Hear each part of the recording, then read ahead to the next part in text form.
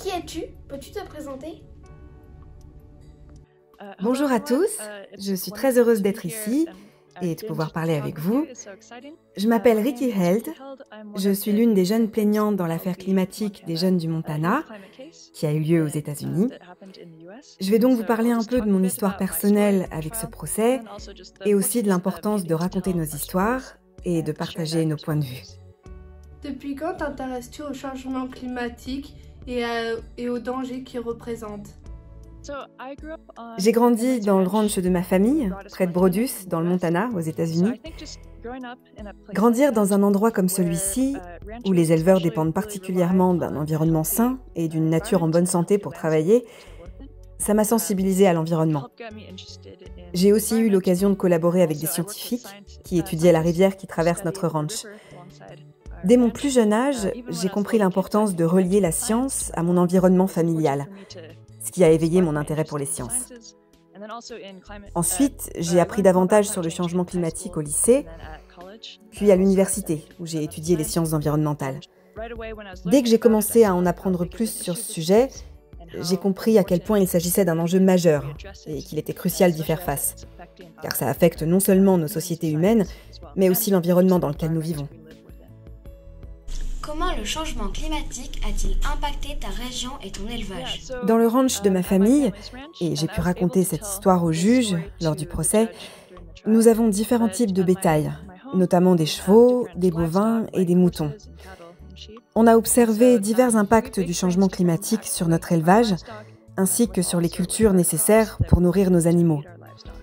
Parmi ces impacts, on retrouve les incendies de forêt, les sécheresses, des événements météorologiques plus extrêmes, des températures élevées et une variabilité accrue de l'eau.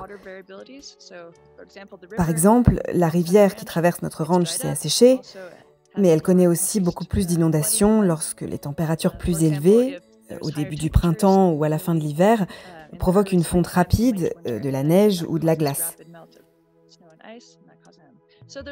D'autres défis se posent également, comme la fumée des incendies qui affectent la santé du bétail, ou encore les feux qui ravagent les terres et qui mettent en danger nos animaux et ceux de nos voisins. Tous ces changements, je les ai observés en seulement quelques années, et j'ai pu témoigner de cette évolution au procès, avec les autres plaignants.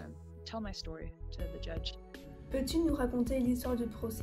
Comment ont-ils commencé et quels sont les résultats? L'affaire climatique des jeunes du Montana est un procès intenté par 16 jeunes plaignants, dont moi-même.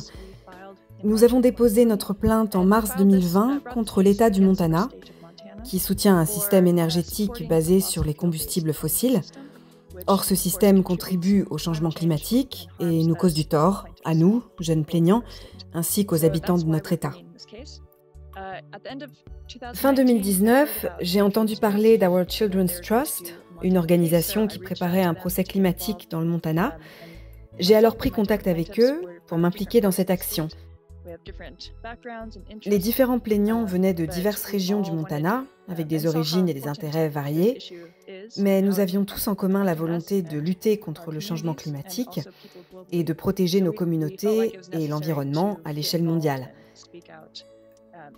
L'une des raisons principales de notre action, c'était que les jeunes n'ont généralement pas leur mot à dire dans les décisions gouvernementales.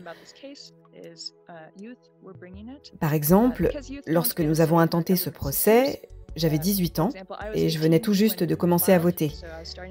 Les générations plus jeunes, quant à elles, n'ont aucune voix dans le système politique.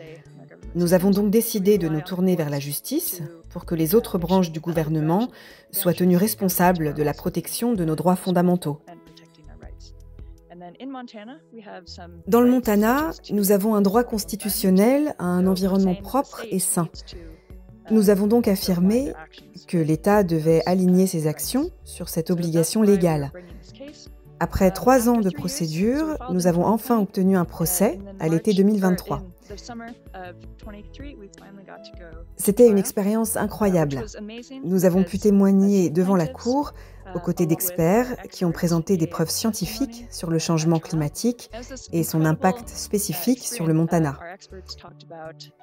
Ils ont aussi évoqué les effets sur la santé mentale et physique des jeunes, soulignant que nous vivrons plus longtemps avec ces conséquences grandissantes. D'autres experts ont parlé de l'écologie de la région, de la fonte des glaciers, des politiques climatiques et de la faisabilité de la transition vers des énergies renouvelables comme l'éolien, l'hydroélectricité et le solaire, qui sont tout à fait accessibles dans notre État. Nous avons aussi parlé des peuples amérindiens. Ce qui était particulièrement marquant, c'est que nos récits personnels ont eu un impact fort sur le juge et les décideurs.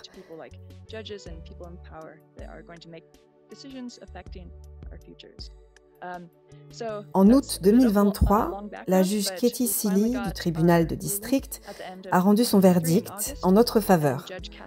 Elle a reconnu que l'État du Montana contribuait de manière significative au changement climatique et que cela nuisait aux citoyens. En conséquence, l'État a été contraint de prendre en compte les émissions de gaz à effet de serre et l'impact climatique lorsqu'il délivre des permis pour de nouvelles activités liées aux énergies fossiles.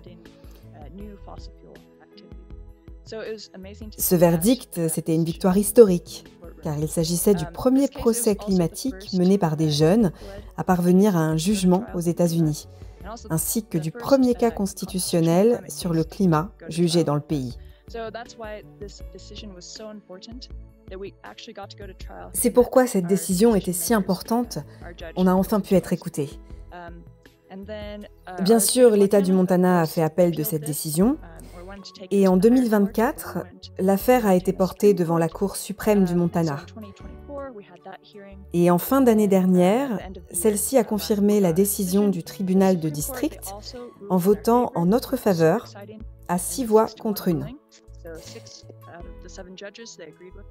Ce qui est encore plus marquant, c'est que la Cour suprême a ajouté que nous avions non seulement le droit à un environnement propre et sain, mais que nous avions aussi le droit à un climat stable. Ça, c'est une reconnaissance majeure qui pourrait servir d'exemple à d'autres tribunaux. Quel serait ton conseil pour les enfants de 6 à 12 ans? Mon conseil pour vous, les jeunes de 8 à 12 ans, serait d'abord de vous féliciter pour le travail que vous faites déjà, pour l'intérêt que vous montrez et pour le fait que vous vous souciez de vos communautés et de vos sociétés. Je veux aussi souligner un point essentiel. J'espère que vous ne ressentez pas le poids de tous ces problèmes du monde sur vos épaules. Vous êtes encore jeune et il y a énormément de personnes qui travaillent sur ces sujets à travers le monde. C'est d'ailleurs ce qui m'a donné beaucoup d'espoir pendant le procès. J'ai eu la chance de collaborer avec des personnes incroyables et engagées, comme nos experts, nos avocats et les membres de l'organisation Our Children's Trust, qui mènent des affaires comme la nôtre à travers le monde pour défendre les droits des jeunes et leur permettre de faire entendre leur voix face au changement climatique.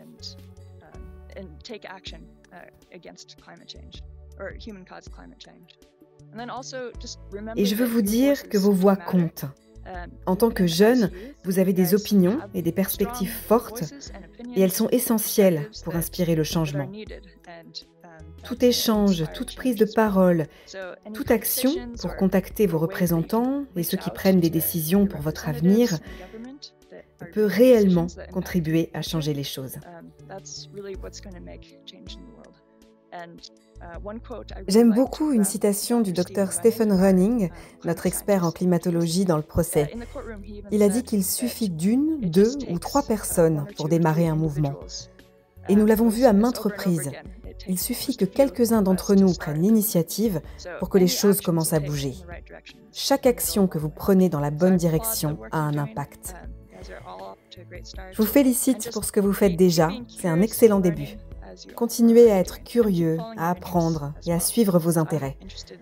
Moi, par exemple, je suis passionnée par la science, mais si vous voulez être artiste, avocat, médecin, ou si vous souhaitez travailler sur des affaires comme celle-ci, suivez votre passion.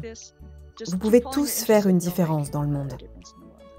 Merci à tous et j'espère que vous profiterez du reste de votre événement.